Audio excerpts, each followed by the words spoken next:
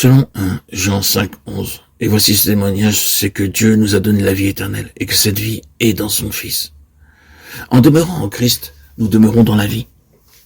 Demeurer en Christ signifie que nous demeurons dans la vie, et par conséquent, nous livrons notre âme à la mort. Quand nous livrons notre âme à la mort, en désirant marcher avec Dieu, nous recevons en échange la vie. C'est pourquoi nous devons demeurer en Christ pour que s'accomplisse l'œuvre de Dieu, comme pour le serment sur le cep.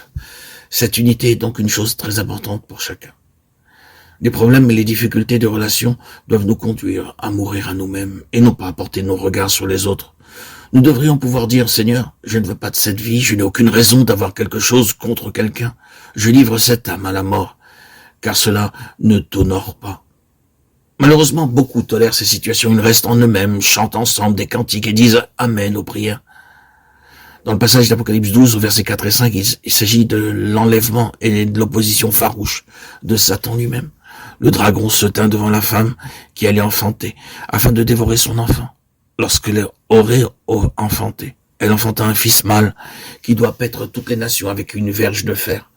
Et son enfant fut enlevé vers Dieu et vers son trône. Le mot mâle implique la virilité. Cette promesse avait été donnée à l'église de Thyatire, selon Apocalypse 2, verset 26. Qui est ce fils? L'expression « un fils mâle » utilisée au singulier dans le verset 5 est employée au pluriel au verset 11 du même chapitre. Ils l'ont vaincu à cause du sang de l'agneau et à cause de la parole de leur témoignage. Et ils n'ont pas aimé leur vie jusqu'à craindre la mort. Ainsi, ils ont livré leur vie à la mort. Apocalypse 12, 11 parle des vainqueurs au temps de la fin et Apocalypse 15, 1 à 3 fait mention de leur histoire spirituelle constituée à travers les voies de Dieu, qu'ils déclarent justes et véritables en dépit des souffrances par lesquelles ils sont passés. Apocalypse 14, 1 à 5 concerne ceux vus par Jean sur la montagne de Sion. Ce sont des vainqueurs qui semblent avoir atteint une mesure spirituelle et une connaissance de Dieu telle qu'ils seront des prémices pour Dieu et pour l'agneau.